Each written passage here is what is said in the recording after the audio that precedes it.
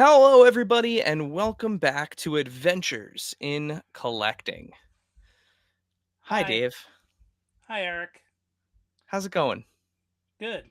That reminded me of our old bad words intro for a second. Oh, yeah, remember that? Yeah. Um, Friend yeah, of the it's pod John Carlo used to make fun of that all the time. all the time, all the time. We never lived that one down Mhm. until we got rid of it. Um, so really exciting. We have another new guest with 2 weeks in a row. New Yeah. guests. It's been a while since we've been on a tear like that. So this is really exciting. We have a really fun guest with us today. Timely too. We have some Mhm. timely news with said guest. But as always, before we hop into our guest, let's take a little a quick look at some housekeeping here. It is still June. It will be June for another roughly 20 days as of the time of this recording.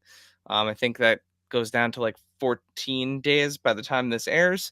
But yeah, we are still giving away a Labubu. Have a seat. Um, I'm gonna keep making the same joke. This is Mace Windu's favorite version of Labubu because it tells you to have a seat. I've been never been more aware of Labubu since you've brought Labubu home. Yeah, and we now have multiple Labubu. We have a Labubu multiverse in the house. Um, Oh, you found some at the mall near your house? no, one of the little ones' friends' moms found some. So, Okay. but yeah, you can enter to win a Labubu on our Instagram page. So at AIC_podcast on Instagram, you have until June 30th to For the enter. for the very low price of free, Yeah, free, which is free 99 unheard of in the Labubu verse, apparently. in this economy. In the Yeah, Labubu economy. the Labubu economy. Yeah. So, something else that somebody brought up. Talking about this. So I did get a case of these from Vietnam. So I got a case of six. Um, Out of the six that were in that case, or the five other ones that were in that case, because obviously this is one of them. Hmm. We pulled five unique Labubu. None of them were the one of 72, like cocoa brown colored one. Okay, So, for what it's worth, you've got a maybe chance at that. you've got a chance. I don't know what the pull rate is on these. I do not know. But Yeah, uh, but yeah, you have a 1 in 72 chance to get the ultra rare Chase Brown Labubu. Um, the one that I got is enjoying its life hanging off of my work backpack. hmm It is the talk of the office. Be the talk of your office. At AIC_podcasts. Look for the pinned post. Enter to win a Labubu. or maybe give it to your kid. Like, you never know. Uh, Sell it, enjoy it, open it, Hmm. whatever you want to do. Once you win it, you could do whatever It's you want to do yours. with it. It's The yours. world is your oyster. It sure is. It sure is. Yeah, so that's it for housekeeping. Um some big things coming up. Obviously, we're headed into con season, so San Diego Comic-Con will be here before we know it, which is a perfect segue into introducing this week's guest actually. Hmm. Dave, today's guest is somebody whose work you've likely admired on shelves, on pegs, without even realizing it. His illustrations and designs on classic toy packaging for Hasbro and ToyBiz, as well as a multitude of pop cultural experiences from professional baseball and football, and even Hershey Park. This guy's work is everywhere, including the most recent announcement from Hasbro with their San Diego Comic Con exclusive Ecto Glow Ghostbusters. Please welcome to the show our new friend, Harry Moore. How's everybody tonight? Hey, we're doing Hey, good, Harry, Harry. we're good. Thank you so much for joining us. We are super excited to chat with you. Uh, Big fans of your work. We'll be discussing that throughout kind of this episode here. But yeah, well, welcome to Adventures in Collecting. Well, thanks for having me. I'm still kind of new to the social media thing. My Instagram is relatively new, and I felt like, I'm willing to do these things now. I'm in a better comfort zone, and with doing these, and I think, there's some interesting stuff that I can tell. It seems like that, um, people collect these things and they like to know, you know, what's going on behind the scenes, and without giving too much away. Yeah, for sure. And we've had Absolutely. other artists from toy packaging on the show before, and we always have a good time. And I will say, on behalf of myself and my brother, you are the only person with the Philly Fanatic in their profile that we enjoy interacting with. Hmm. So as two Yeah. Mets fans, but no, like, jokes aside, we are super excited to chat with you. So the first question that we ask all of our guests before we get into anything is, what do you collect, if you do collect anything? That's a good question, and I do make this known on social media. It's something that I just kind of say, I throw it out there, and more so as like a hats off to the people that will get me to collect, because I don't have a lot of time, and I'm running out of space with having collected for years. Now it's like it's got to blow me away, or hit the right buttons with me for me to grab. And now with, where I do a lot of retro things, and I'm, being tasked with doing the retro things, and that resonates with me. And one of the best things that I've enjoyed, and it seems to fall every Comic Con, is a NECA does the glow, Universal Classic stuff on the old Remco card, and I'm like, I would love to work on them. And I actually stopped by their booth last year. I'm like, you don't need me. You're doing a good job. Like, they're perfect. So, but I buy one, I buy two, I buy one to open, and get back to my hotel room in San Diego, and I'm turning off the lights and watch it glow. And that to me was a thrill, like a kid again, like to get the creature from the Black Lagoon, in a glow in the dark format. And they're really well done stuff. I don't collect any of their other items, but that retro Remco card with the glow in the dark features that comes out every Comic Con, and I think they announced that it's going to be the Bride of Frankenstein. So I'll be stopping by their booth. Yeah, I love that one. And that was such a thrill to go to Comic Con and get it in person, to stand in line, and pick it up and tell them, that they do a good job on their stuff. I'm looking forward to. I think they're rumored. I think they're definitely happening. The Superman, the movie Christopher Reeve edition by Spin Master. Yep. I will probably grab those, probably open a few of them. I think it's hilarious that the Lex Luthor with a toupee, and the Hmm. accessories is like spot on. And it's like, why did it take like so many years for, all the license, the companies that have had this, the DC license haven't done that, but whatever, that's, I can't control that, but I like seeing things like those. So, I don't, scour, well, we don't have Toys R Us anymore, but I don't really go out looking for much. But what hits me is when I see that retro thing, and the one that gets me is the NECA Remco cards, and I hope they keep doing them. I hope that they there's a few more, in the Universal, library that they can do. Yeah, I absolutely, I'm so glad you called those out. That is, and shouts to Chris Ramo on the NECA team. He's their packaging guy there. That is a labor of love. Hmm. I love how thick those card backs are. They look beautiful on card and off card.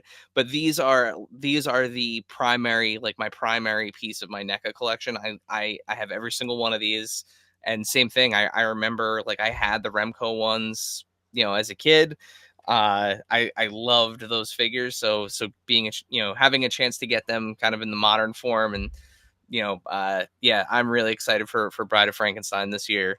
Hopefully they have some left by the time they make it to New York Comic Con, because we have yet to have our first San Diego Comic Con experience. Yeah. So yeah. It's life changing. I did my first a couple years ago. Just, we'll maybe get into that later, but busy and this excuses or whatever. And finally, I was kind of dragged into it. And it's like, and then it's like, I looking for an excuse to go back. So thankfully, the last few years, Hasbro's had a reason for me to go out there. But yeah, that for me, it's those figures are well done, and it's the card, and that's the other thing I see, online where people purchase these Spider-Man retro cards that I work on, in addition to the ones that I don't work on, things like for the X-Men, the vintage Star Wars stuff. Is people love these card backs, and they're instant nostalgia, and some of the things now with Ghostbusters.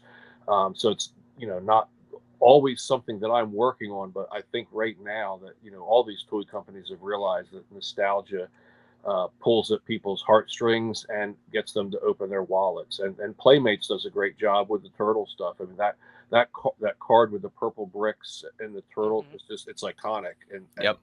it's if it's Absolutely. not broke, don't fix it. I mean, I know you can do different things, but it's like you throw out those first four turtles, Shredder and a foot soldier, April O'Neil, and you're golden. So, talked a little bit about kind of the things that you like, but what got you into working in the toy industry? How'd you get your start? Um, I was an intern, and this kind of came full circle. I was an intern out of art school at the Philadelphia Phillies, and one of the years that I was there was the baseball strike, and so they didn't necessarily need me, or there's not much work for me as an intern. But in that area in Mount Laurel, New Jersey, well, right outside of Philadelphia was Mount Laurel, New Jersey, and that was the time in the late '90s was the headquarters of Fleer Trading Cards, Tyco Toys, and NFL Films. So Mhm. some of the people from the Phillies were like, "Well, we can hook you up with some of these people," and they all work together. So, for example, there might be a toy packaging commercial. I'm sorry, there might be a toy packaging where Fleer is inserting a card for the Tyco product, the trading cards, or there might be a TV commercial for Fleer trading cards that NFL Films was shooting. So it's this neat little hub of creativity, and the one that resonated with me was Tyco Toys going into their offices and never having been, in a toy building before, and it's like it was kid in the candy shop, and then seeing how they really do it and seeing the old artwork on the walls, and their thing at the time was the Tyco race car Hmm. stuff, and that's where meeting Chris Metzger, who saw like, okay, this guy's got like some kind of potential. And at the time it was like a raw, I was an idiot. Not say that I did anything like inappropriate or whatever, but I'm that kid that's like, look back like, boy, you said some stupid stuff. You should have kept your mouth shut and listened to what Chris had to say and some of these other people instead of trying to do it your way. And nothing, you know, earth-shatteringly horrible that I did, but it's like, that's a lesson for, artists or just in life in general, is that, listen to the people that are there already. Cause I came in like, well, let's do this with Looney Tunes and let's do that. I'm like, you're an intern, dude. That's, but you do. And that's going to be a hard thing. I'm sure there's somebody right now that's an intern or entry level at Mattel or Hasbro, and they've got all of these ideas, and it's their heart is bursting to get that out. So that's kind of what got me. I was freelancing for or interning for these places, and whoever needed the work or whatever, and um, the toy industry bug bit me, and I really was torn, like going back to baseball or whatever it was, and then. Um, so I learned the toy industry. I did some stuff where production art or instructional art, like on the back of a package, where the Bugs Bunny would have a carrot launcher rocket thing. So I did the grunt work, the down and dirty stuff. They're like, here, just do this real quick stuff for coupons that might have been inserted into a ViewMaster pack or whatever. So nothing really, really glamorous. I did get to help with package layouts and things, but I learned a lot. And that was how I learned like the industry, and not saying becoming an expert, but learning, how the toy company does catalogs, packaging, the prototyping, all the terms that we all know from the internet. I'm learning them, on the ground, and it's like, wow, this is so fascinating. And I had the chance to work there for a little bit, and then I met a gentleman at Fleer who his dream was to work at Disney. He ended up at Disney in Florida, and that's how I ended up in Florida with Disney. Was um, Disney made me an offer that I couldn't refuse. So in some ways, I walked away from the toy industry, and in the middle of a couple of decent projects that um, the Silver Surfer animated series on Fox. I think that was the last thing I turned in was layouts and preliminary work for that. And I'm like, I'm going to go work in Florida and Disney World, and it caught some people by surprise. Um, but then what Disney was bringing me was to do toy packaging for their theme parks and packaging for their candy and things like that. So when I got there, at Disney World, I went to Tycho as an intern, and I'm like, I knew nothing, and I'm learning. I get to Disney World, and it was the exact opposite. They knew nothing about packaging. They didn't know what they were doing. They didn't know about small parts warnings, kosher symbols on candy. You know, they relied heavily on me to bring that toy experience, which was very, very little. But I dove in and I learned a little bit more about the toy industry because they still produce stuff in China and things like that. And then that's where I got to meet some people from Hasbro and Mattel because those companies then partner with Disney for toys and things like that. So when the opportunity came back around, I'm like, okay, went back to working for myself and getting those good experiences that I had with Hasbro and Mattel. Those people are like, yeah, we've got work for you. We saw how you partnered with us in the Disney meetings and stuff like that. And I'm like, okay, I didn't really realize they were watching that kind of stuff, but they're like, you left a good mark on a couple of managers there. So, if you they gave me a couple test projects, and then it's now, then here I'm off to the races. And so I did this thing where started off as a baseball team, intern, worked a little bit at toy companies, spent a decade at Disney World, and then now a decade plus working for myself. So I don't know, life is funny, but I think, I took this weird journey, but it really did prepare me for everything that I do. And when the clients call me, to do certain things, it's like, yeah, he's a good fit for this based on, this life experience that I've got. And it's really interesting, right? Like, Very much so. we say this about, a lot of our guests who have kind of like fallen into the toy industry, that like, it's almost this like, sort of destiny or fate thing. But what I think is really interesting is especially looking at like the timeline of your resume, right? In between some of those toy gigs and the toy work that you were doing at Disney, you were going, back and forth between sports. Like you were with the Phillies, and I know you're still doing work for them now, and with the Eagles too. So like, was it kind of like whiplash going between the toy world and the sports world? Are there a lot of similarities? Are there wholly different sets of challenges there? That was a totally different thing. When I was an intern at the sports in Philadelphia, I was running what was called their Fanavision, which would be their big scoreboard.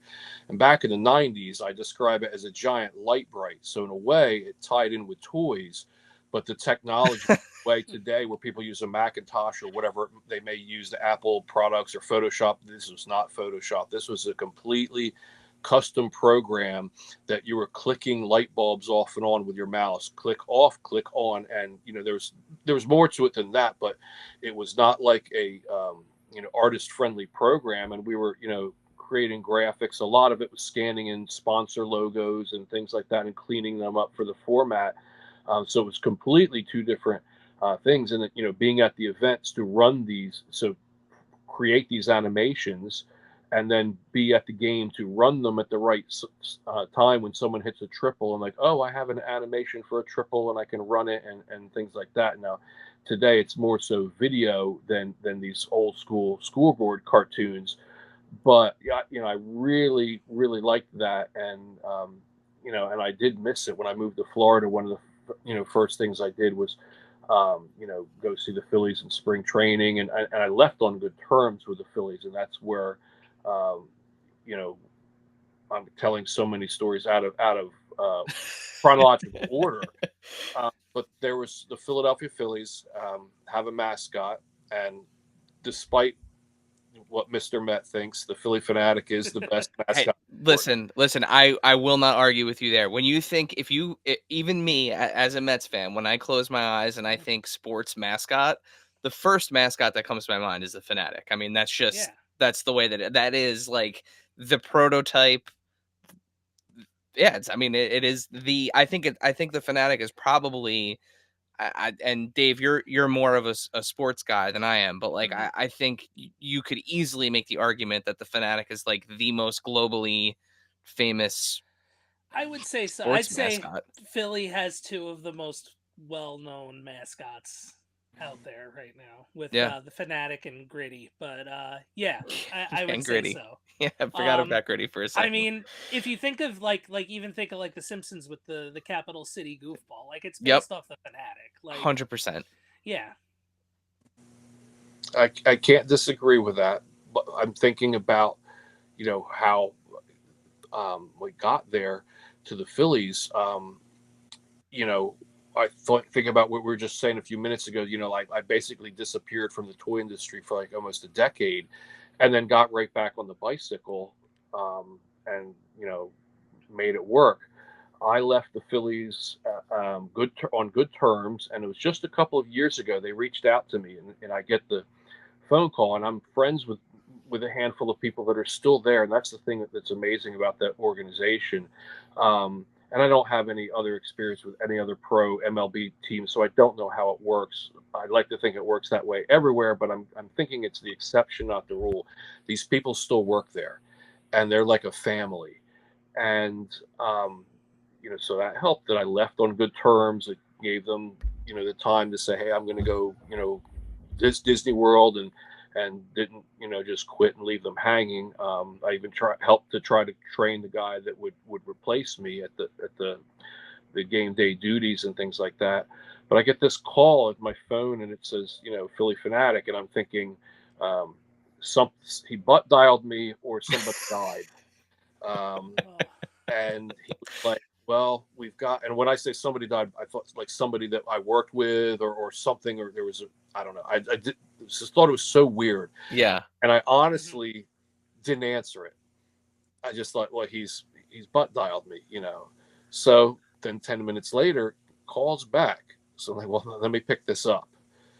And I say, hey, Fanatic, how's it going? Well, yeah, how you been? And I've run into him over the years at spring training. We have a drink and stuff like that, and catch up on how things are going. And since I've left, the Phillies have been good and bad. They won a World Series and lost a World Series. And he's like, well, this gentleman, he was the Fanatic artist, and he did all the merchandise art and stuff. And his name was Len Epstein, and I guess he'd been drawing the Fanatic. And I might be wrong on this number, but I think like since 1978, he'd been drawing the Fanatic for merch and for promotions for a long time. And he passed away, and they did not have a backup plan. And sometimes that life does that. So they're like, you're on the short list, to do this. And I'm thinking, okay, yeah, whatever.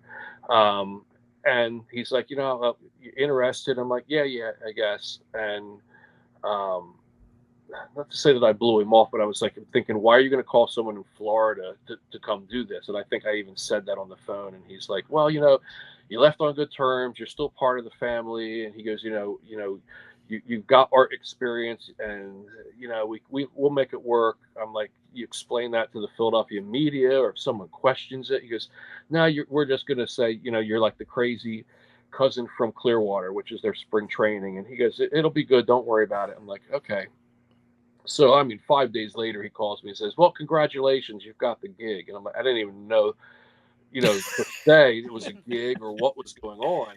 And looking back on it now, I know kind of what happened. So he's like, well, so the first thing we need to do is, we have a children's book that we give out every year. And, we give about 15,000 books. It's called Fanatic About Reading and X, Y, and Z. I'm like, oh, yeah, it sounds good. He goes, yeah, we know you've done some children's books. And stuff. I'm like, yeah, I did some SpongeBob books and some Paw Patrol. And he's like, yeah, that's why you're the perfect fit. I'm so excited.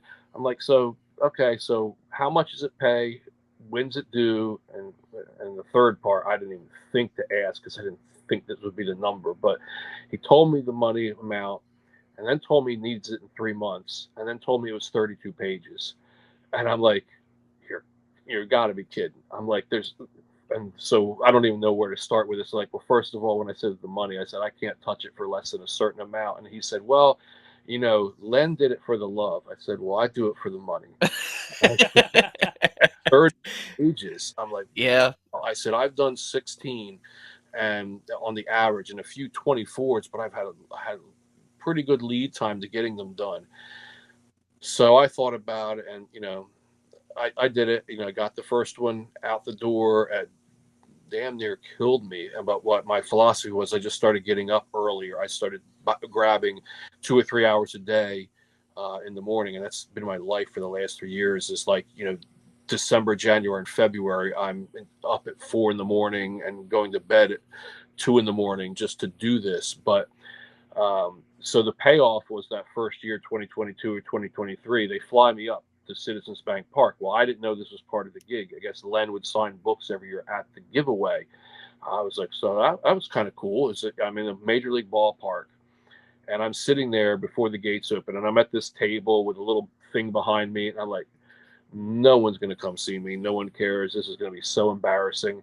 Then the gates open, and it's just nonstop as kids are just dropping the book down to get it signed, and then out comes the fanatic.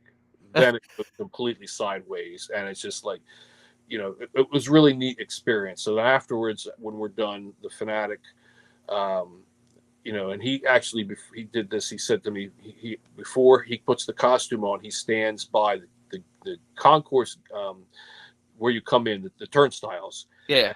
Says, I'm watching these kids get this book because some of these kids, you don't know, some they're underprivileged, some this is their first book that they've ever gotten that's theirs. Some kids, they've got all of them or whatever it is, or their parents have them. So he just watches it, and then he goes, that's something he looks forward to every year.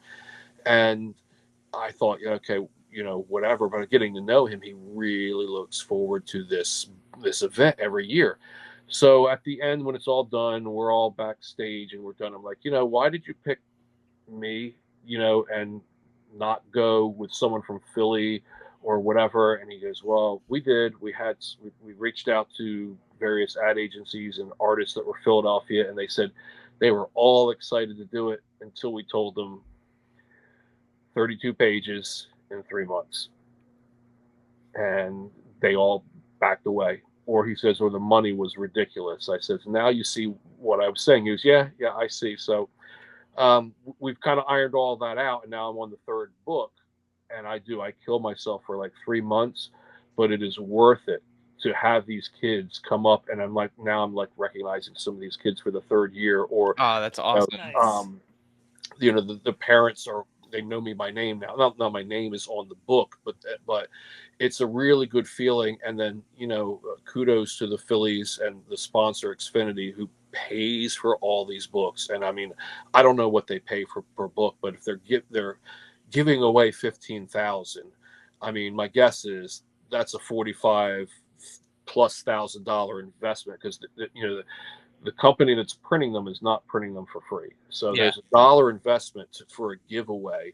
And to me, it's like, okay, this is pretty neat to be a part of. So so how we got to this long story that I've told you, but it's like the hats that I've gotten to wear and things like that. So it's not just toys for me. It's a lot of different things. But now I'm at the point in my life where if you call me and it doesn't interest me, I'm not doing it. Yeah. So if the Tampa Bay Lightning called me tomorrow and said they wanted a children's book, I'm like, yeah, sorry. So, yeah, that's how this. If you look on my Instagram or you watch this podcast, understand that how there's this toy guy who does sports stuff. He was in the Philly area, and there was a company called Tyco Toys, which later got absorbed by Mattel. And I learned a little bit about trading cards, a little bit about I did a TV commercial with NFL Films for Kentucky Fried Chicken. There's a lot of different things that, as an artist, I think, you can't just say, well, I'm just a toy artist. You go to school or art school to be an artist. And I'm lucky enough that I landed primarily in the toy industry, but that's not always what's going to happen. And there's other artists that I know that are in the industry, and they also do storyboards for TV commercials and things like that. So there's you want to, it'd be boring probably to do the same thing, although toys is not boring because there's always something different. But yeah, so that's how my Philadelphia Phillies story is. Well, that's actually a perfect transition. Yeah. Because and I was gonna say it's an upgrade from the vet to Citizens Bank Park, having spent some time in my life down in that area and been to just about every venue. Yeah, for sure, it's a beautiful building. So yeah. You mentioned being an artist and having to work across different forms of medium, and real quick before we jump straight back into toys for the rest of this. You've had the opportunity, like you said, over your career to work with some of these iconic brands and characters, including some pretty high profile mediums like a Macy's Thanksgiving Day balloon. Does a lot of pressure come with working in forms of medium like this, like knowing how many eyes are going to be on this iteration of the character and this version? Like what tell us a little bit about what it's like to just kind of work with all of these brands. Well, going back, the Phillies book made me more nervous because it's an event and there's a hard deadline. So I was worried about, the pressure. I'm glad they didn't tell me some of this stuff, because that would have been tough pressure. This one, I was told, I guess the call went to a group of different Nickelodeon artists. So I wasn't the only one working on this. There were other Nickelodeon artists that were in-house, and for me as a Nickelodeon freelancer, like, can you take a stab at that?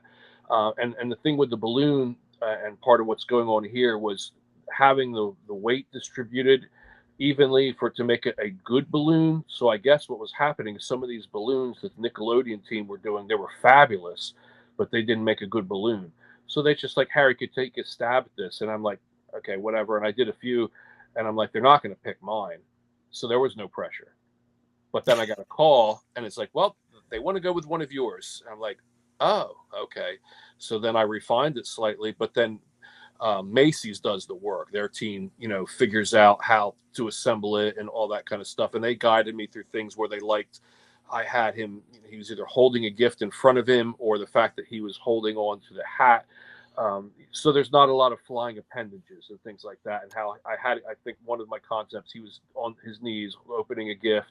So they talked me through, keeping him on his knees, but, and we like to wear, my thought was he was putting on the Santa hat.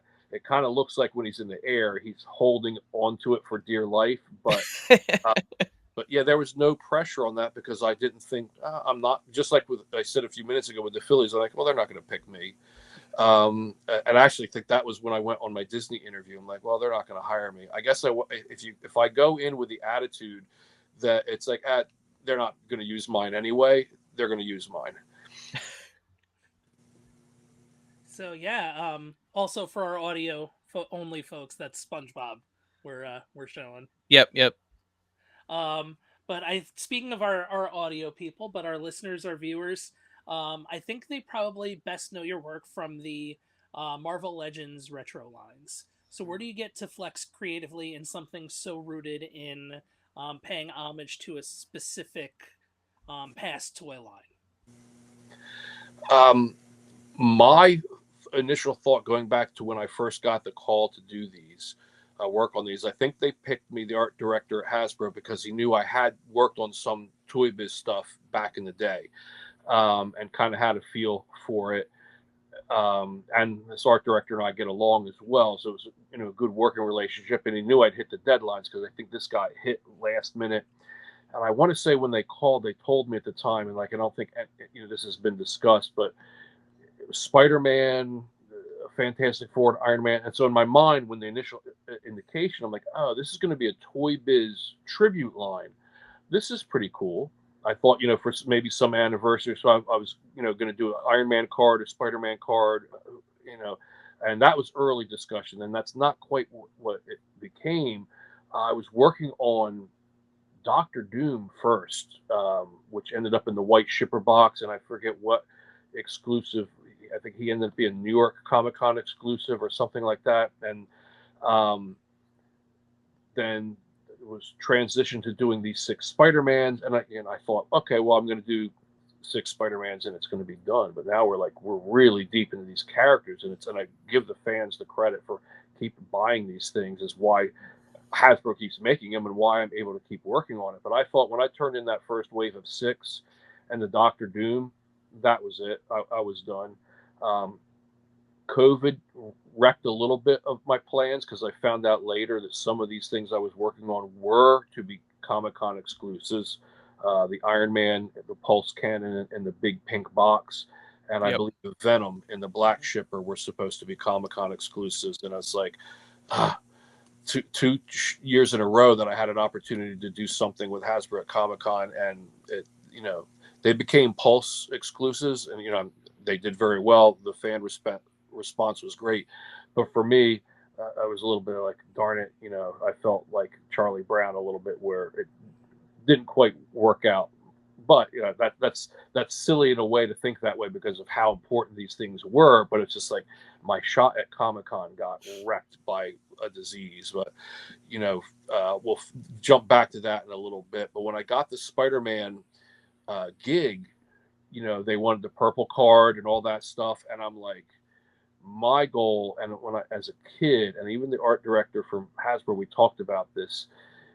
You hated when an artist changed during a toy line. So, and that's one of the things that Hasbro tries to do is keep things consistent using the same art. So, keeping a good line look. So we went back and looked at those first wave of the Spider-Man cards, and I'd known from knowing a little bit about, what I'm working on, is that these are mostly done by, I think there's a studio called Temner Design, and Neil Adams Continuity Studios were providing the character art, and that was the case with, I think, the Spider-Man cards and the Fantastic Four, and it was all overseen by a guy named Chris at ToyBiz, so as far as the packaging, and I got to know Chris through Chris Metzger, and going into the ToyBiz offices and seeing this stuff and things like that. Instant fan of all these things, and I felt with talking to Hasbro about this is, to me, this was a love letter to ToyBiz, because those cards, of which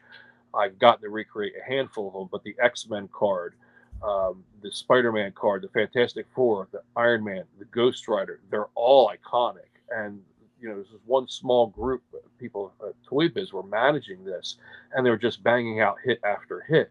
The toys were great. Nothing against the toys. I mean, that's really why people buy them. But the packaging, obviously, by the fact that they're now being re-released, or we're redoing them for Hasbro, they're iconic.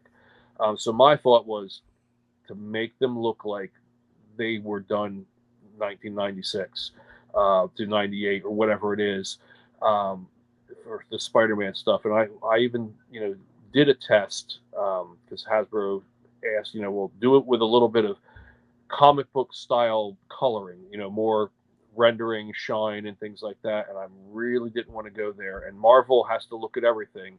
Marvel came back and said, nah, because I did where I said this, give the client what they want, and then also give them what you want to do, and maybe it'll meet somewhere in the middle. So I gave Hasbro what they thought it should be, and I did it the old school way. And Marvel said, well, if you're doing it retro, keep the art simple, like the old school stuff. And I'm like, yes, that's exactly what I wanted to do. And I'm glad that Marvel saw it that way, that these are truly not supposed to be a reinvention of the wheel. And in fact, that there's people on social media that have seen some of the first cards, and they just think it's the old ToyBiz art. Yep. Everything was recreated. The Spider-Man logo, the Spider-Man crouching on the top, and a lot of it was, either ToyBiz didn't have the art, or if it was on transparencies, or the resolution wasn't good. And if you were to grab an old ToyBiz card, from the 90s and grab one of these new Hasbro cards. Like, it's almost like, because of technology over the years, Hasbro is printing in high definition. It's like 4K. You know, watching a movie Mhm. on VHS versus watching it on streaming or DVD or Blu-ray now. So I'm holding these old cards from the Fantastic Four and the Iron Man, and you can really see the moire pattern and the dot, and some of the ink bleed, and it's like, wow, that these things that Hasbro print are really, really sharp. So a lot of the imperfections would be seen more obviously. So it was the right thing to do to recreate the background, the logo, and then the characters. So to me, what was neat was when fans were like, "Well, they just pulled the Toy Biz art out of the vault," and it's like, no, that's not what happened. But if I fooled you, that means that I did the job correctly, because this is what I wanted. I wanted someone who has these figures still to be able to display them alongside of them, and that was one of the neat things, I guess, at Toy Fair that year. That was part of their Toy Biz display, is that I'm not sorry, Toy Biz, Hasbro had retro cards Yeah. along with vintage samples. Maybe they were somebody's collection or got them off of eBay, and you darn near couldn't tell. And you probably can't really tell the difference other than the fact that the cards are larger. But that was when you said getting the flex or whatever. I didn't want to flex. I wanted these to be like, okay, I wanted someone to think we were using style guide art or something from the 90s run, and then that got into, okay, well, there's some characters that didn't exist. So for the ones that I'm recreating, I'm trying to be as accurate as possible, but then changing it here and there to match the Hasbro deco, because Hasbro does ask, we changed the colors, the paint colors to match the toy a little bit better. And then we got into where, okay, we have to create some characters that didn't exist. So that's where I get the flex. But again, that's harder, because you're trying to make sure it looks like it still fits in the line, and there's not one that stands out like, oh, that doesn't look right. So I keep this big master file while I drop each one into it, and to compare, to kind of make sure the line weights are the same and the coloring is the same. And it's a simple, almost like, not quite vector, but soft airbrush. And then watching the Toy Biz stuff over the years is that, for the most part, that the first, when they used this true purple card with the cityscape, the artwork was very, very consistent. And later on, with some of the lines, they did change artists and things like that, which, as a kid, even I'm picking that up. But that was one of the things that Hasbro, as art directors, were like, let's keep, this consistent as long as we can. So, yeah, I'm glad for this one. I don't have to flex too often, but as with She-Hulk or some other things, that it's an opportunity to do something new, for the line, but make it still feel like, well, that could have fallen right out of 1998. Yeah, I mean, my favorite thing about this particular wave too, you mentioned bringing characters that don't exist or didn't exist in this form, into that style, and you're almost kind of so well oiled and kind of making your own, for the lack of a better term, like style guide for these. For me, it was seeing something like this, right? Like where Kane was featured on this Toy Biz packaging back in the day, something that you had an opportunity to work on in this style, taking this and turning it into this, and it's like, oh man, imagine if Kane was in the 90s animated series ultimately. Mhm. And it's really cool to see that progression, seeing him on the back of a package here looking almost more like he does in the comics, and then getting that line look, like you said, with like the consistency with the rest of the characters. It's just really cool. And I think that's right now Hasbro's approach, where this line kind of went in two directions, and that was one where I helped them out with the concepts and the layouts for that. Was the other Spider-Man card, we're called like the The Neo modern. Pro, yeah, Yeah. is, so if it's someone, because I guess these cards sell pretty well, and it was, how do we find, and Marvel was right in this, that some of these characters, it didn't make sense for them to be on the retro card. It would probably be forced. So Marvel, they've got their eye on this, and they're smart, and a lot of the decisions that they make with this, and and they're protecting their brand and things like that. So I think that was a good move to go to the Neo retro card, as you know, we developed it. That's what we called it, and that's how I think Hasbro approaches it. Is that there's a very good chance that if the animated series kept going a few more years, Kane would have probably shown up as a character on the show, and he still, you know, fits as a Tombstone. And well, I think Tombstone did show up on the show, but you know, you guys know, you collect this stuff. You know that there are some characters that, like, you know, Spider Boy probably doesn't make sense on the true Or toy business. Hallows Eve is another one. Yeah. Yep. That was better on the modern retro card. And you know, we tried to use the purples, and I actually did a sketch of having a little Spider-Man on the top of the logo. I think that didn't get used, but you know, that trying to make it still feel like the same flavor.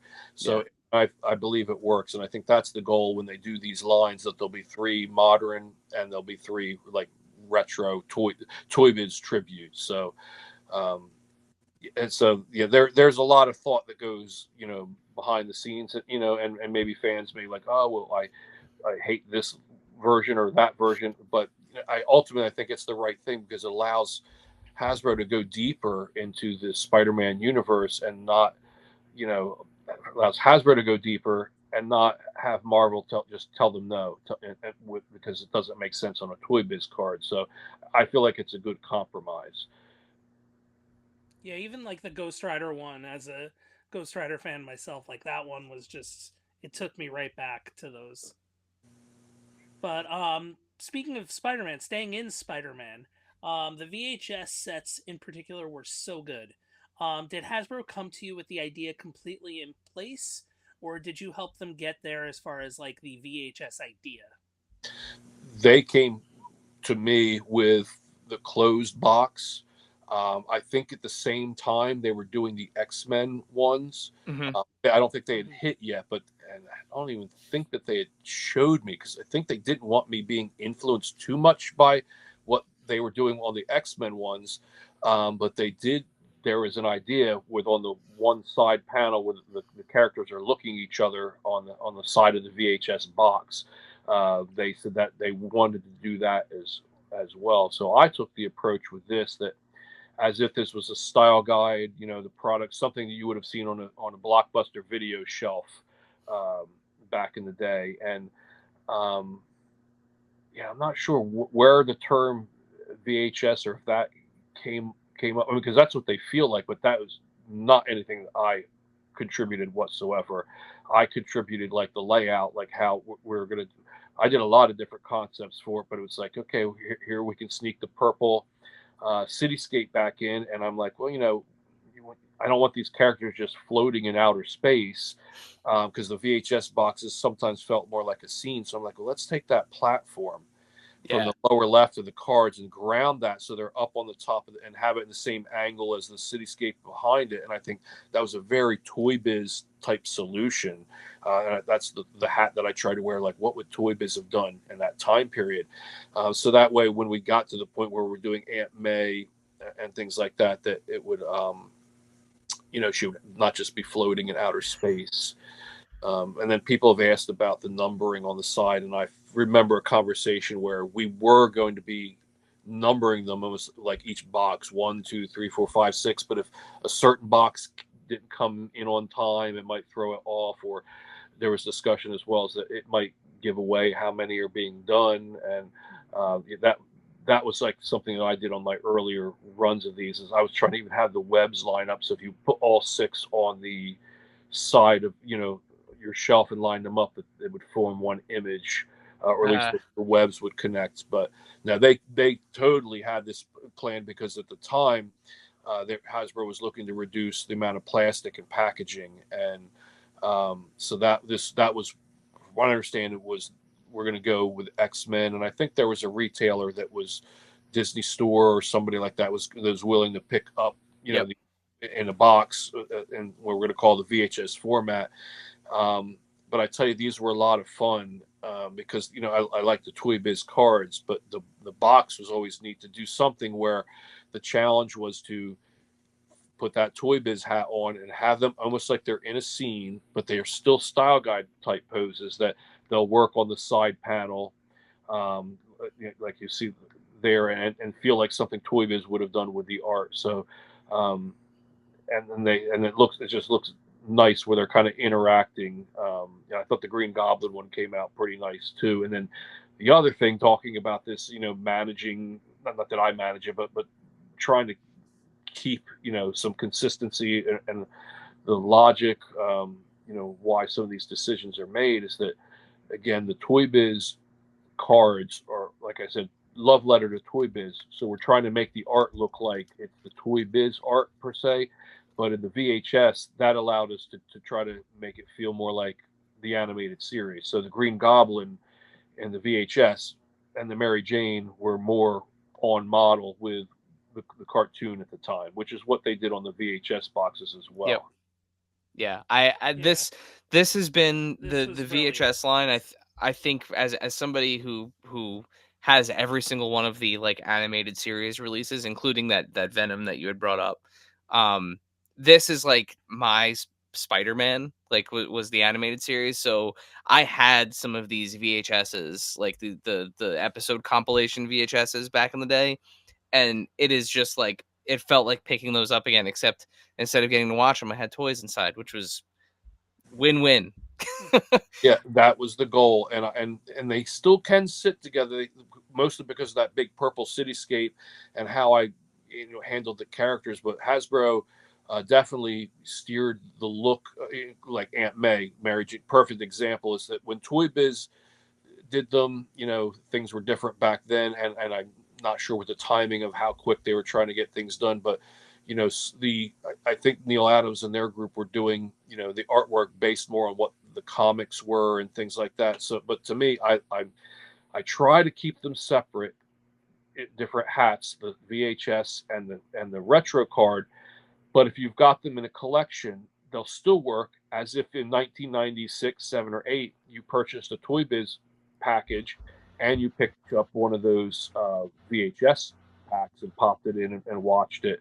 So there was a lot of Spider-Man stuff in that 90, 98, era where everybody had, not say everybody had the license, but there was, Burger King did toys, and that logo was everywhere. Yep. So that was my goal, is to make sure that someone who doesn't know any better may pick this up and like, oh, I didn't see this VHS pack when I was a kid, and then realize, oh, there's toys in it. Well, speaking of Hasbro, and we've talked kind of at length here about Marvel Legends.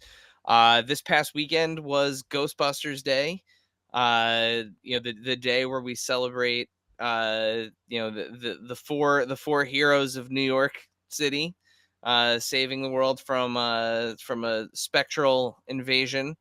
But there was some San Diego Comic-Con news that came out of that. You are back in the world of Ghostbusters with the Ecto Glow heroes. So tell us a little bit about what you had to do here for this line, as there's a lot of familiar artwork for people that are definitely fans of the old Kenner line, but there's some newness here too. So what are we looking at? Well, I'll go back to how I got involved with it. Is again similar with like the Marvel Toy Biz stuff. The Kenner art wasn't available, so the Ecto one that came out a few years ago and a few Ghosts, the artwork wasn't available. Like, hey, can you recreate this? And that was one even more painstakingly difficult project, was getting like the Fearsome Flush and the Bug Eye Ghost and Fright Features and things like that. Then eventually, the product developer at Hasbro is like, I'd really love to go into some stuff, where we're doing some new art. So we did the cards for Ecto Glow, and I've been sitting on this, news for almost a year. We were discussing this at Comic-Con last year, and I think even then we knew, just we couldn't tell anybody that we were going to do these for Comic-Con. And brilliant on Hasbro's part, because again, I had the toys, or had toys or whatever it would be, we all did, but I was that packaging guy. I kept the packages, I kept the cards and stuff like that. So I don't really think about certain things, and when the product developers like, I'm going to convince them to do ecto glow, and I'm like, okay, but then when the thing was, they're the original molds, so the tooling investment wasn't huge. Well, I don't think that way. Like, I'm thinking about, I'm going to make these packages look good. You worry about the toys. I don't worry. I mean, I want the toys to look good, and I will try to do certain things. That if you come in and say, especially with the Marvel ones, I'll get the photo of the toy in a grayscale model, and then sometimes later color, and then tweak my color to match the figure as best as I can. But in these cases, I'm like, same process as the ToyBiz. Let's make these look like you had the Kenner art on hand. Let's get these as close as possible to what Kenner did. Even as crazy as that hand is, that's what was on the Kenner card, back in the 90s. So I'm like, let's do this. And, he was all on board. And there's a trust, I think, at this point now that Hasbro has with me. And then they called him like, well, if it's for Comic-Con, let's do something special. So he came up with the idea of putting him in a shipper. And he said, so this is our first opportunity to do something that's not a recreation. That's a pose from the animated series, and he said, imagine if this reference art was given to the ad agency in Cincinnati that did these in the 90s. If you gave them that as a starting point, but make it ecto glow and make it look like the way they do, on the toy packs. I'm like, okay, so as flawed as they may have been, I adore them. I mean, those guns are garish with the bright blue and the bright pink. Yeah. But that's what they were, and I mean, they're fantastic. I mean, and the thing is, going back to the ToyBiz stuff, going back to Kenner's, these were done traditionally. There's no computer, Yeah. I mean, the beginning of the computer age, but there was someone doing these by hand, traditional illustration, and I came in the era of computers were coming in, traditional illustration still mattered. So I'm kind of like the best of both worlds. So I took my learnings from traditional illustration into the computer, and trying to think, well, how would I do this traditionally, and using what's available in Photoshop or whatever, and making some brushes and things like that. But yeah, so the shipper was the first step into doing something that's not quite a recreation, and then putting all four of them in the box, for Comic-Con, that way, you've got something to kind of keep them safe when you bring them back from San Diego, and then that looks in the box itself looks good. And I haven't revealed like there's the back of the box and stuff like that. I'm kind of waiting. My thing is with Hasbro, can't show stuff until it's out there. So I was only able to show what they kind of had revealed on Ghostbuster Day, which the front of the packs, basically that was all that was safe for me to reveal.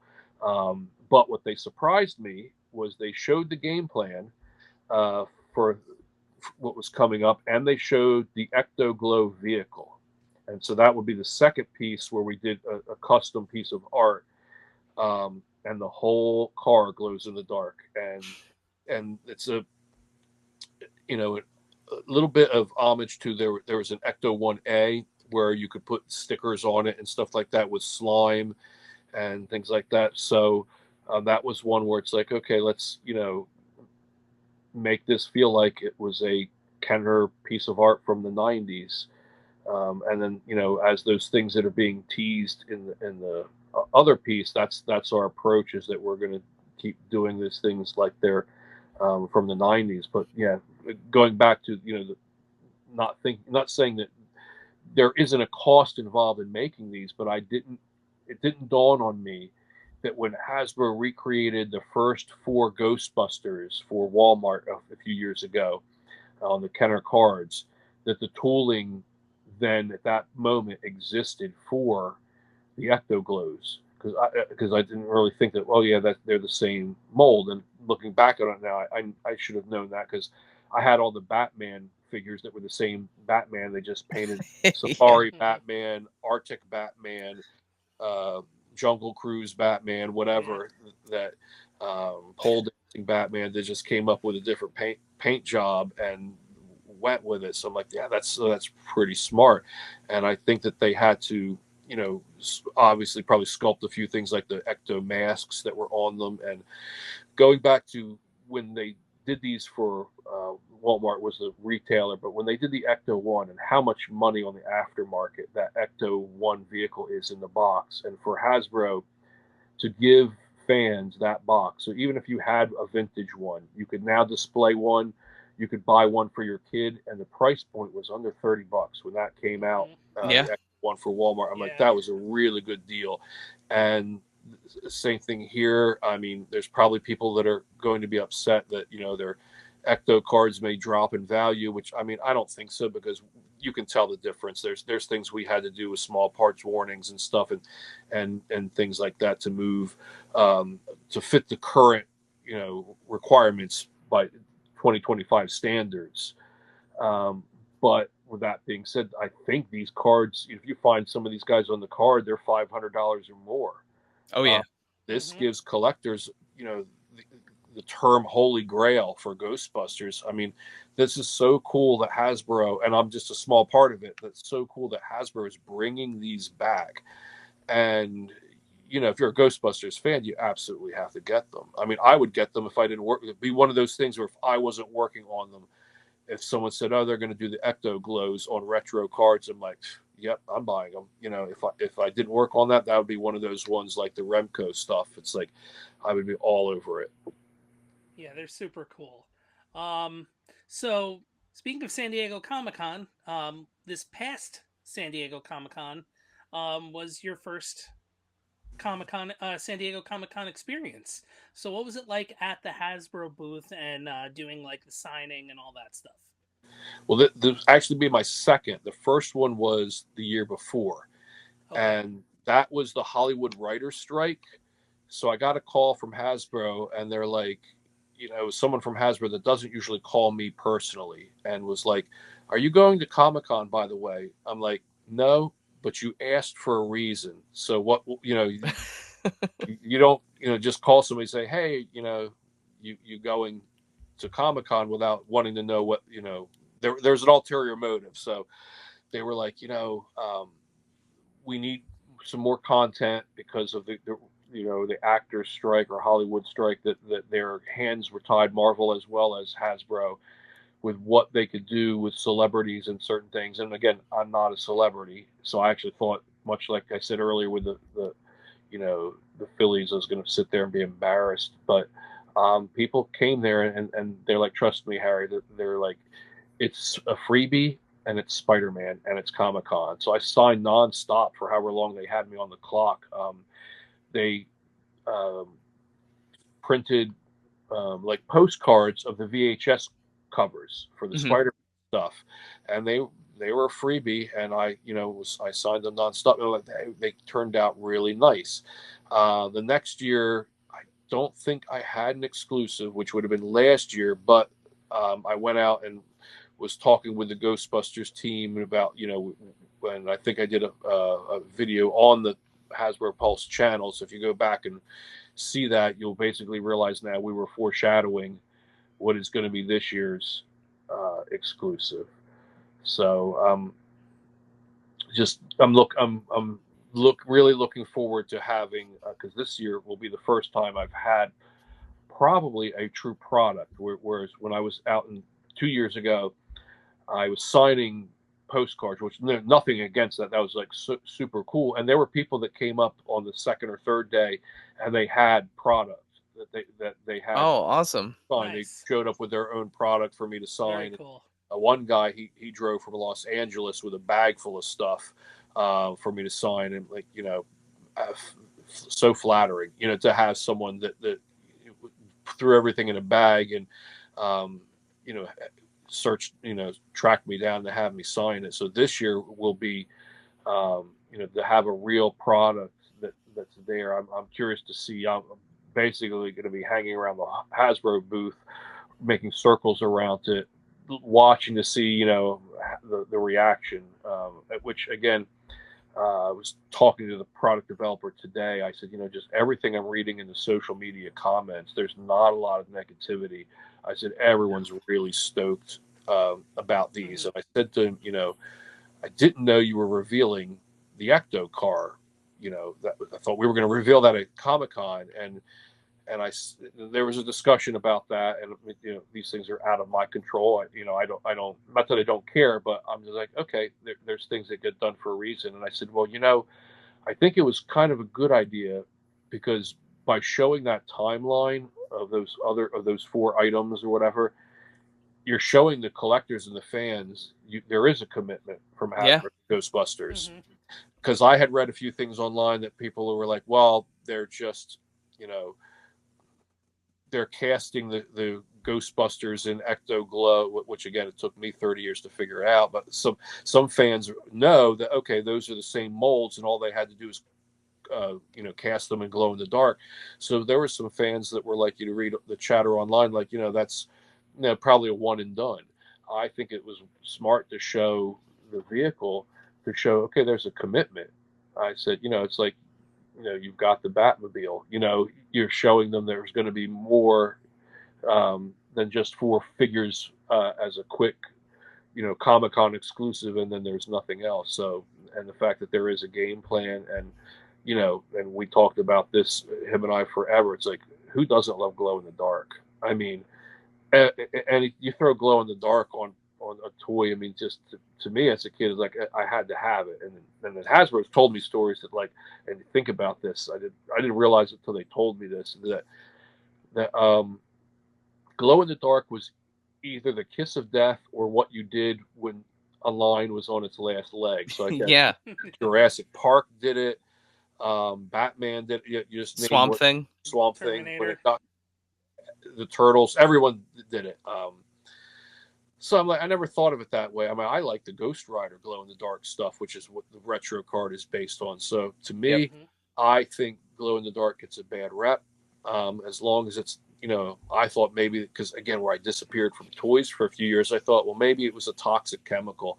Maybe that's why there's no glow in the dark toys anymore. But I guess there was this thought process that glow in the dark was a taboo, whatever. Like, so A stigma. yeah. And I didn't really realize that. And then I go back and look at it, I'm like, yeah, basically everybody's from the 90s, their last wave was the glow in the dark wave. Yep. Yeah, pretty much.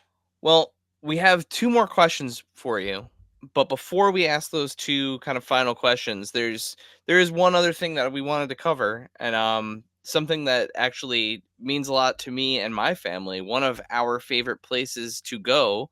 We already talked about Disney World, but you're also doing artwork for Hershey Park, because you're everywhere. Yeah. I'm dependable, I guess. And then going back to what I tell kids or people that want to work in the industries, don't burn bridges and things like that. So there's a gentleman who's an art director at Disney, and he left Disney. I think he went to Cranium for a little bit, and then he ended up at Hershey. Ron Burridge was his name. Well, he's not past tense. He's still around. I'm not sure what he's doing now, but that was one of those examples of not burning bridges. And he's like, Harry, we'd like to refresh these characters a little bit and bring some of the Disney polish and magic to them. And again, one of those things where I just thought it was going to be a couple of characters has turned into something where, I mean, it's on billboards in the city.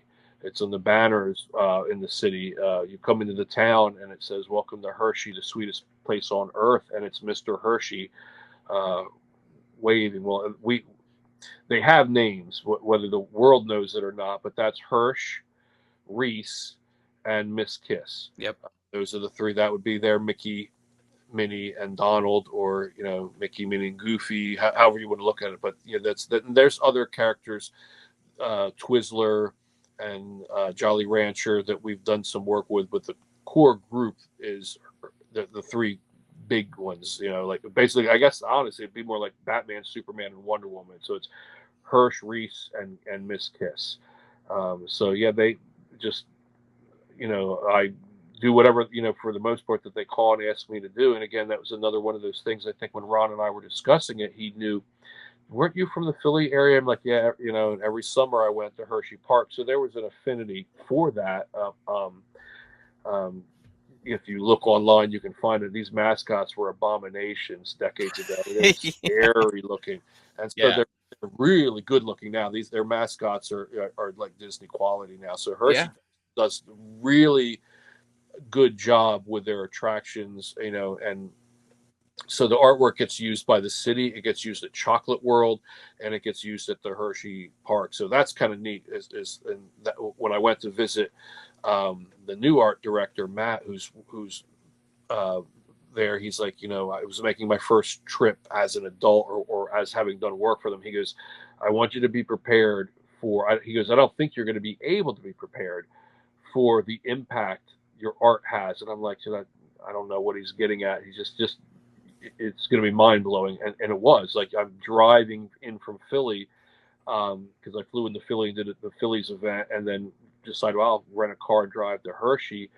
And there's the billboards, and there's the banners in the street, and then all the signage is utilizing these characters, and it's like, wow. And it was humbling, if anything, to see your work on a billboard. And you asked earlier about pressure. I'm glad I didn't know that like the whole city, I mean, Hershey uses it on their social media. It's their little social media icon, maybe one of these characters at different times. Or if I do them in a holiday outfit for Easter or Christmas, they're grabbing those on things, in addition to all the merchandise that they're moving with it. And to me, what it is, going back to Ron allowing me to do this, and then Matt, now they're trusting me, is that I'm doing their merchandise art, whatever art I'm doing on. I don't know what it always ends up on, but I'm bringing that world class quality to it. That it doesn't look like some, just theme park stuff. There's Yeah.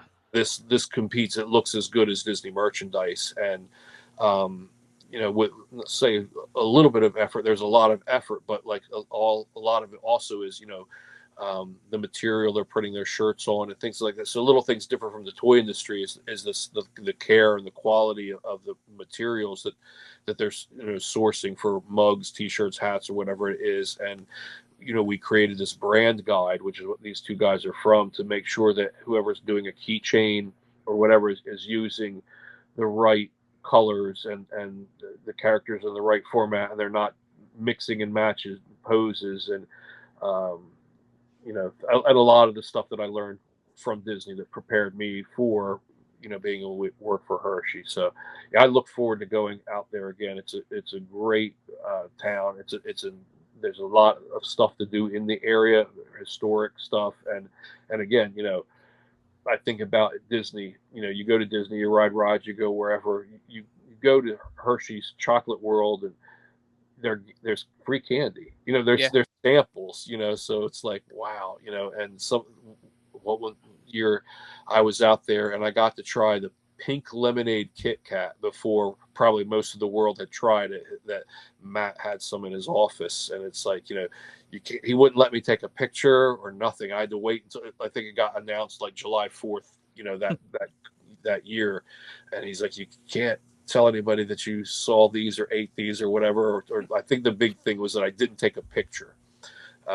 So I'm like, yeah, I ate it. It was good. It tasted, I didn't get as much as the lemonade, as much as the pink. So it almost tasted like strawberry Kit Kat. But it's like, you see these flavors. Well, you don't. I would say you don't see these flavors. If you go to Hershey's Chocolate World, you're going to see flavors of Kit Kat you've never, or Hershey bars that you're not going to see at your regular grocery store. And the other thing that's worth the trip is that Reese's peanut butter. You can buy Reese's peanut butter in a jar in the grocery store. It is not the peanut butter they put in the cups. And they have a thing at Hershey's Chocolate World called Build a Cup.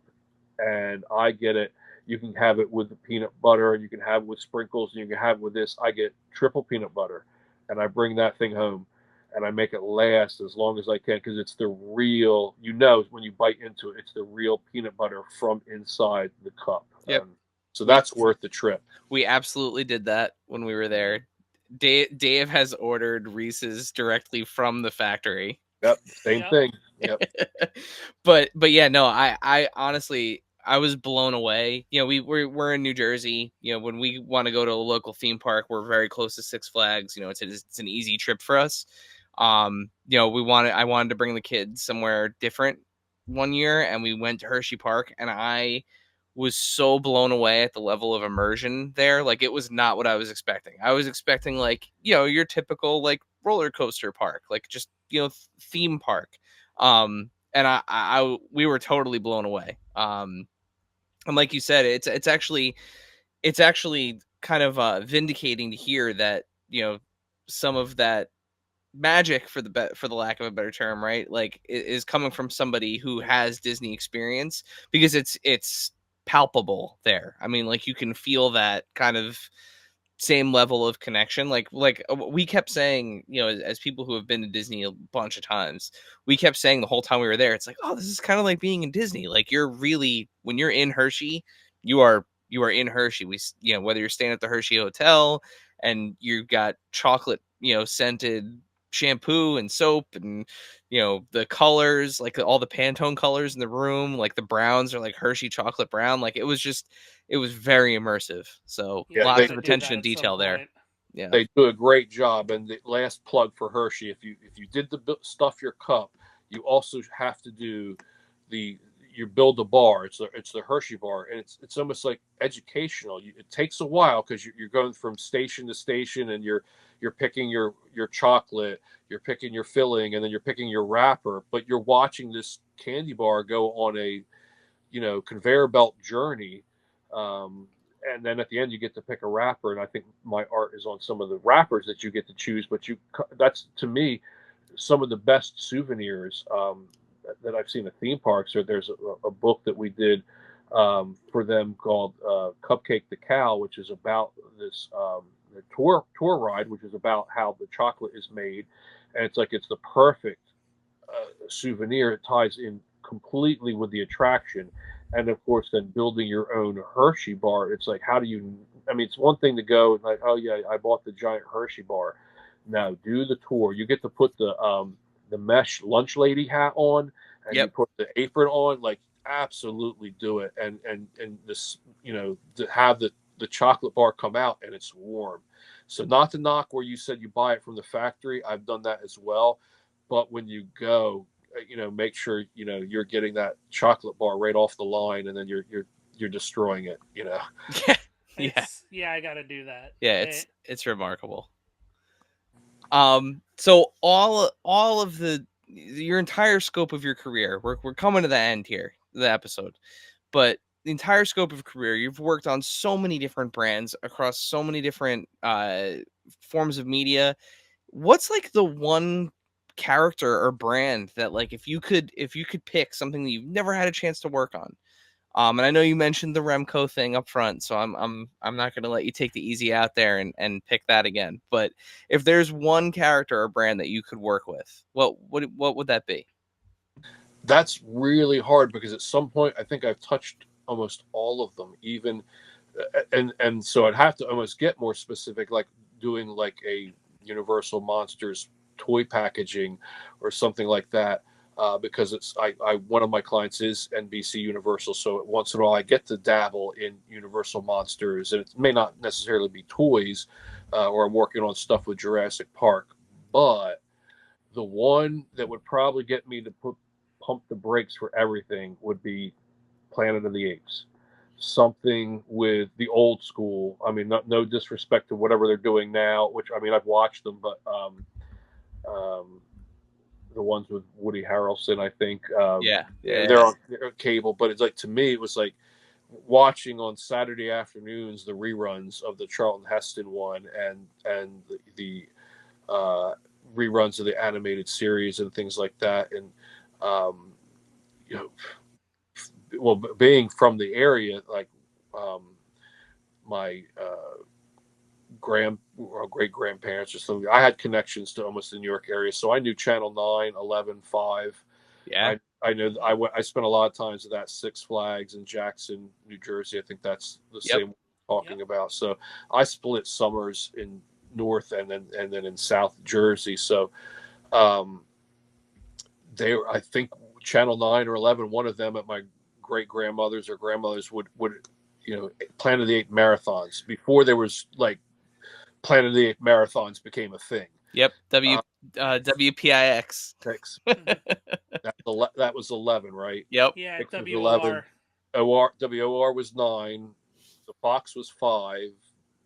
CBS was 2. ABC was 7. Yep. Wow. NBC was 4. ABC was 7, yeah, and NBC was 4. 4, yeah, Mhm. and CBS was 2, yeah. I mean, I'm going back decades, but I mean, yeah. So that hit me hard because up there, WR Channel 9 came here, high school or whatever it was, college, to ride the King Kong ride at Universal Studios Florida. The pre-show had the WOR TV broadcasters, and it's like the one did. older gentleman. Like, I think he's still on the air. I'm like, that was. I would ride that ride when I got homesick. I would ride the King Kong ride. Yep. When I'm in the New York, New Jersey area, I would ride the King Kong ride at Universal Studios. I could stand in that queue line and not care how long it was because it felt like and it looked like the New York area. Oh man, I miss confrontation. When I was Yeah. a little kid, I thought that was the coolest thing because I was like, "That's like right in it. That's 2 towns over. Like Yep. that's." Yep. So Yeah. that's where the Planet of the Apes marathons at grandmom's would be like, that would be something I would love to work on. I mean, I don't know what I could or couldn't contribute, but I think there's a passion for it. But yeah, for the most part, I've gotten to live my dream by really die tomorrow. If I died tomorrow, like the Spider-Man retro line was, that was like, how do you top that? And then having Hasbro trust me enough to have, when I have the opinions of like, let's keep it as vintage as possible. And I think for the most part, people in the industry or have a passion for it, they think the same way. Like when the guy from Ghostbusters asks for this stuff, I'm like, it makes total sense. That's exactly how I would have done it anyway. So there's no, I don't know if you hear horror stories, the old school stuff with writers and artists, clashing over the script of a comic book, whatever. There's none of that when I'm working on the stuff with most of my clients. There's no argument about, creative vision or stuff like that. So it's a lot of long hours. It's not easy work, but at the end of the day, when you see something, online, Toys R Us, which doesn't exist anymore, or Amazon, or even now, like I think seeing people line up to get stuff at Comic-Con is very satisfying, and it's something I'll never take for granted. Well, Harry, this has been an absolutely amazing chat. We're super thankful you took the time to be with us today. We do have Absolutely. we have a tradition here on the show. So before we let you go, we have a question that we ask all of our guests. Dave, would you like to fulfill your role as this podcast's James Lipton and ask our final question? I would. Harry, the last question that we ask all of our guests. What is your favorite and/or strangest piece in your collection? It can be one of each, or it can be both. Something I've worked on or something in my collection? You know what? I think for the sake of this conversation, let's go something you worked with. Okay.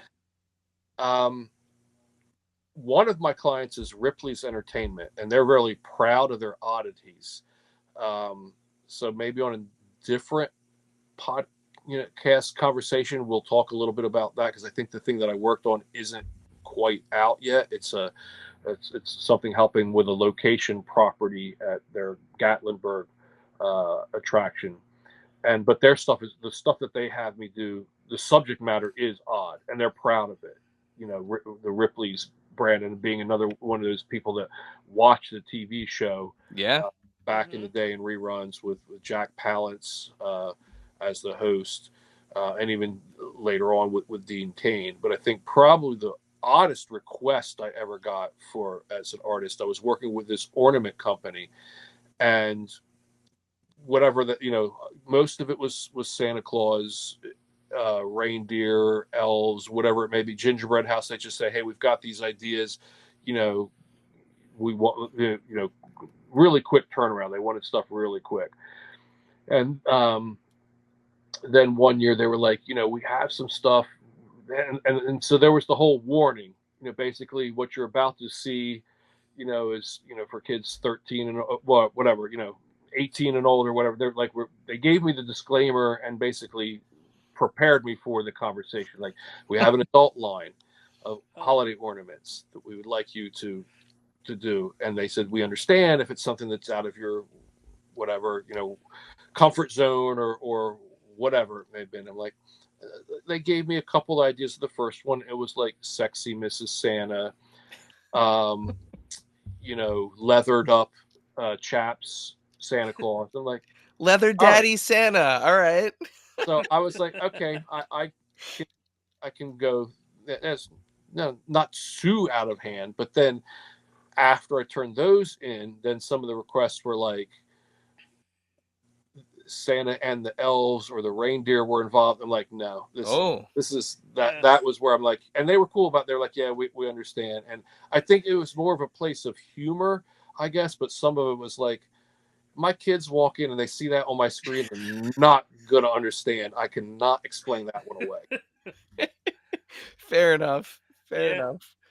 I think Leather Daddy Santa is going to be enough for people to kind of chew on. I think that's that's a good spin on the answer to that question. We've gotten a lot of things, honestly, tying back to your love for Planet of the Apes. One of our previous guests, Marty Abrams, the man behind Mego Toys, he has a solid gold Planet of the Apes Mego figure head. That was his answer to the question.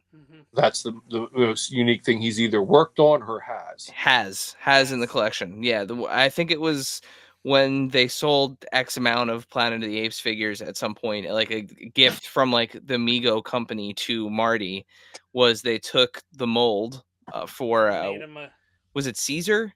I believe it was Caesar. Yeah, so they molded him a solid gold Mego Caesar head.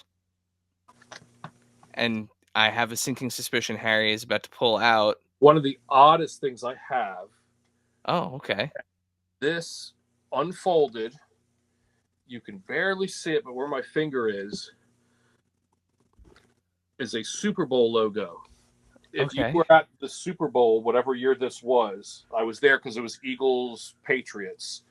If you got your drinks, you got your drink served on this tray. Here's I guess your popcorn went here. I'm not going to unfold it, but you can kind of Simpsons tray. So they handed it to you, all put together with your drinks and stuff in it. I was able to ask someone working there, for just a couple dollars tip, like, could I have one of those unfolded? And right on. I was told, like, by kickoff they were already all gone. So I don't know how that happens. I mean, not halftime, like by kickoff. So my guess is there was people that they either didn't make enough or they were disappearing. But all my years looking on eBay, I've never seen the Simpsons Super Bowl.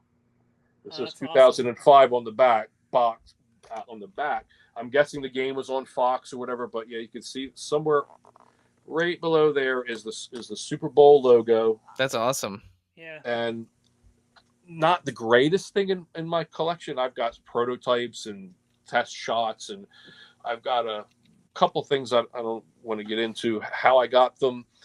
But since you brought that up, it was always in the back of my mind. It's like, if there's a Simpsons fan out there that has seen that, like, oh yeah, I've got that, or no, they whatever the story may be behind it, but you see, you guys have collected for a while. Yeah, there's a lot of things that you've seen. I'm like, oh yeah, I've seen that. One of the things I think is neat that I would love to have and talked about Hasbro about redoing it was, I think. I forget what the toy company was, but it was like a dollar store toy of a Ghost Rider on it. You pulled the string and the cycle would go, but it had a little rubber Johnny Blaze head and a rubber Ghost Rider head, and it was like the rack toys. I'm like, oh yeah, cool to do that. and you see them on eBay rarely. And when they do, it's like a couple $1,000s. So, Wow. Yeah, there were the rip. It was like one of the ripcord ones, yeah, right?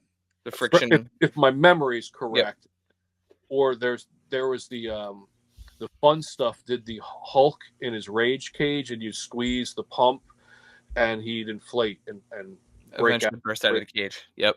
Well, they also did the Thing, which that you know I guess probably didn't sell that well. If you can find the Thing online, it's worth it's a lot of money. I'll probably never own one, but yeah. So for me, even though it's just a piece of cardboard, it's the one thing that I have in my collection that I haven't seen someone else show up with. And it's it's The Simpsons, and everyone loves The Simpsons, and who knows? I have it.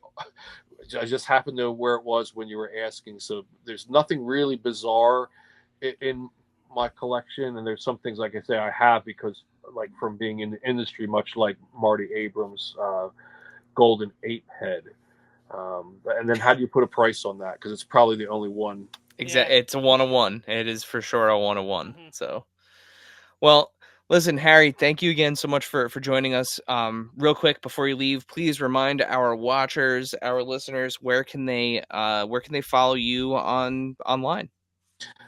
Most everything, whether it's Twitter or Instagram, is Harry Moore Design. Even the website is harrymoredesign.com. I rarely update that because Instagram is instant. Instagram and Twitter are I don't have to come up to my computer and upload this, that. I'm like, I can have something on my phone. It's like, oh, a good example was that when the Ghostbusters stuff dropped. There's a folder on my phone that has all of these things. It's called Instagram. So as soon as I see Hasbro releases it, I can do a post. The post is already pre-typed. It's ready to. I just have to wait for that clearance. So the best place to see my work is Instagram, Harry Moore Design. Awesome. We'll make sure we put a link to that in the show notes, in the video description. If you are listening to this, watching this, make sure you give Harry a follow. I mean, like I said, the stuff that we barely tip of the iceberg. Tip Only of the iceberg, scratched the yeah. surface. But yeah, Harry, and as always, we tell all of our guests, you're welcome back on anytime. I'm sure there's a whole lot more that we could talk about, but I think we've we've taken up enough of your time this evening. So, Well, that's the thing with my experience and things that I've done. Not bragging or anything, just like we could have spent one whole podcast on the Spider-Man retro. We yeah, could have spent one whole podcast on the Fantastic Four, or just a Marvel retro on games, Monopoly, whatever it is, and you kind of try to cram it all into one. Which, I mean, yeah, I understand that, and it's definitely worth if having me come back on in the future. But I think we discussed this in the past, that the timing for this one made sense because of the Ghostbusters drop. yep, You had me in your back pocket, and you knew there was going to be the Comic-Con deal, but we couldn't. I couldn't tell you what it was, and then when Hasbro did tease it, you kind of figured it out. And I'm like, yeah, let's do something not too far away from Comic-Con, but close enough. I mean, it's damn near in a month from now, I think. yeah, A month and a half. So even if you guys don't go, your viewers will. And I know that at least this, I'm not towing the company line, but with the Hasbro stuff, most of it is available on Pulse. yep. I mean, you have to be there the next day, but there's Hasbro wants to sell these things. They don't they're not trying to make it so it's so hard for you to get them. So if you're diligent, you will be able to get everything that Hasbro does at Comic-Con without going there. I mean, obviously we would all love you to all go to Comic-Con, and but not everyone has that time. It's a long flight from the East Coast. Yep. I only do it once a year, but yeah, it's definitely was the right timing for this conversation. Is that we were able to plug the upcoming Ecto stuff, and I think that's if we do this again, which I'm totally up for, is that you and I can just think about, oh yeah, here I'll drop the hint. There's an item coming, and I think we want to talk in February 2026, something like that. So that gives you something relevant, so that we're not just talking about this old dude's history of toy stuff from the 90s and 2000s. It's like we can talk about something that's like you did very well, was the Ghostbusters drop. And this is, you know, um, new and relevant to collectors this moment. Yep. People love the history, though. People, That's, yeah, don't discount the history. don't It's a, discount the history. People but love it. look for one last plug for the Ecto Glow Heroes. Look for the Ghostbusters Ecto Glow Heroes and Ecto One at San Diego Comic-Con this year, and in limited quantities on HasbroPulse.com after the show. With that, Dave, send us home. Yeah, don't discount your history, but love your present stuff too. Excellent.